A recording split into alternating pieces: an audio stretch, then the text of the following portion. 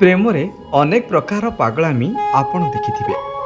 ହେଲେ ଆଜି ଆମେ ଆପଣଙ୍କୁ ଏମିତି ଏକ ପ୍ରେମୀ ଯୁଗଳଙ୍କ ବିଷୟରେ କହିବୁ ଯାହାଙ୍କ କାରନାମା ଦେଖିଲେ ଆପଣ ବି ଆଶ୍ଚର୍ଯ୍ୟ ହୋଇଯିବେ।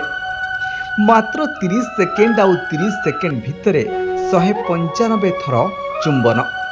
ଶୁଣିବାକୁ ଅବିଶ୍ୱସନୀୟ ଲାଗୁଥିଲେ ବି ଏହା ସମ୍ପୂର୍ଣ୍ଣ ସତ। ଏହି ପ୍ରେମୀ ଯୁଗଳ ଏବେ ବିଶ୍ୱ ରେକର୍ଡ କରି ସାରା ଦୁନିଆରେ ଚର୍ଚ୍ଚାର ବିଷୟ ପାଲଟିଛନ୍ତି। ଆଜ୍ଞା ହଁ, ଏହି ବିରଳ ଏବଂ ରୋମାଞ୍ଚକର ରେକର୍ଡ କରିଛନ୍ତି ଦକ୍ଷିଣ ଆମେରିକାର ବ୍ରାଜିଲରେ ରହୁଥିବା ଏକ ଦମ୍ପତି। ସେମାନଙ୍କ ନାମ ହେଉଛି ରେନାଟୋ ଆଲଭେସ୍ ଏବଂ ନାୟାରା ରୋବାଟା।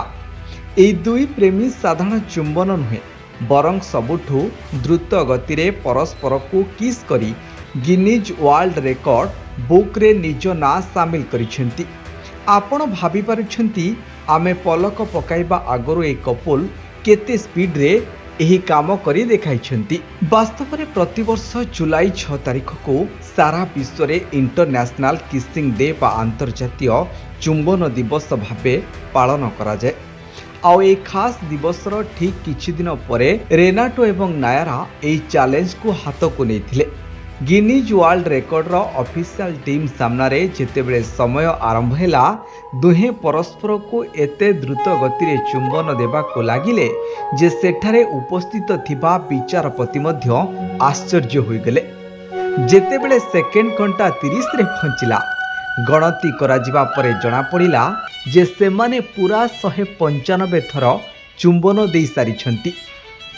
ଏହି ଖବର ଏବଂ ଏହାର ଭିଡ଼ିଓ ସୋସିଆଲ ମିଡ଼ିଆରେ ଆସିବା ପରେ ଏହା ନିଆଁ ଭଳି ଭାଇରାଲ ହେବାରେ ଲାଗିଛି। ଲୋକମାନେ ଏହାକୁ ଦେଖି ଭିନ୍ନ ଭିନ୍ନ ପ୍ରତିକ୍ରିୟା ଦେଉଛନ୍ତି। କିଛି ଲୋକେ କହୁଛନ୍ତି ଏହା ପ୍ରେମର ସବୁଠାରୁ ବଡ଼ ପ୍ରମାଣ, ତ ଆଉ କିଛି ଲୋକ ମଜାଳିଆ ଅନ୍ଦାଜରେ କହୁଛନ୍ତି ଯେ ଭାଇ ଏମିତି ରେକର୍ଡ କରିବାକୁ ହେଲେ ଓଠରେ ଓଲଟା ମୋଟର ଲଗାଇବାକୁ ପଡ଼ିବ।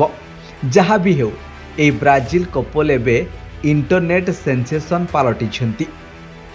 ଦର୍ଶକ ବନ୍ଧୁ, ଏହି ଭାଇରାଲ କପଲଙ୍କ ବିଷୟରେ ଏବଂ ସେମାନଙ୍କର ଏହି ବିରଳ ଗିନିଜ୍ ୱାର୍ଲ୍ଡ ରେକର୍ଡ ବିଷୟରେ ଆପଣଙ୍କର କ'ଣ ମତାମତ ରହିଛି ଆମକୁ କମେଣ୍ଟ କରି ନିଶ୍ଚୟ ଜଣାନ୍ତୁ।